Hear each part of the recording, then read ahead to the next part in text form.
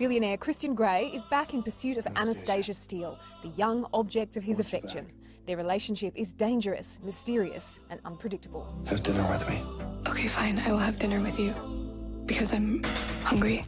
On the backlot of Universal Studios in Hollywood, I met Jamie Dornan and Dakota Johnson, two actors who seem much more comfortable with their controversial roles this time around. The fact that the first one had made so much money everywhere in the world definitely took a bit of the pressure off. The first one was very unique in that there's such a massive expectation on it and on this franchise and on these characters and doing justice to the story that was very palpable, I think, on set and stuff, you know.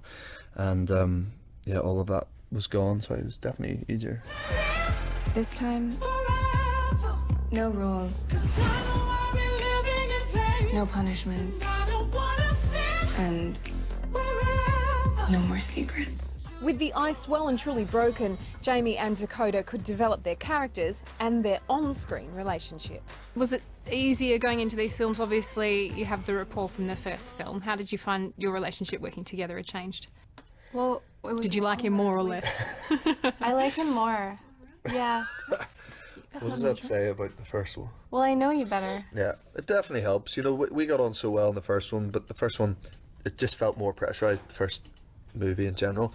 But we got on great throughout it, contrary to what some people believe, which are always sort of fight against. The biggest challenge this time was filming two sequels at the same time. Yes, 50 Shades Darker and 50 Shades Freed are both in the can. That was difficult. There were some days that we would switch from film to film, and it was really confusing. Also, I feel like I'm aging quite rapidly, and so I was really pleased to finish them. I'd be like 30 by the time. I'm already like 34. I'm meant to be playing 27. If we then took a year break and went back, people would be like, I'm pretty sure I'm supposed to be a teenager. You're like the Benjamin Button of erotic thrillers. Yeah. The 50 Shades franchise has sparked a global conversation about relationships, good and bad, and the power play between the sexes. Even if you're not a fan, you'll have a strong opinion about Christian Grey. Do you think you're the first woman who tried to save him? He's changing. It's not what he wants anymore. But it's what he needs. I'm not gonna lie, Jamie. When I met him in the first film, Christian Grey, it kind of made me want to like karate chop him in the windpipe, just for the first maybe. Okay, great. And then I warmed up to him, and then I'm getting the feeling that maybe things are changing in the second film, third film. Do you like him more this time around? Dakota, do you like the character more this time around?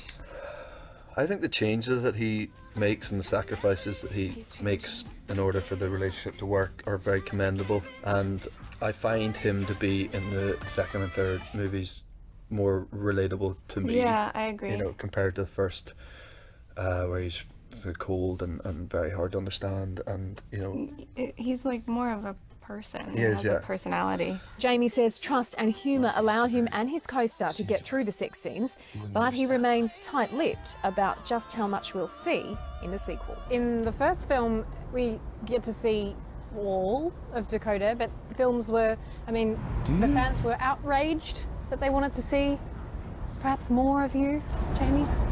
I see a lot of my bum in the first one, don't you? And a lot of your bum. Yeah. There's probably a lot more bums in the second one too. God, stop me.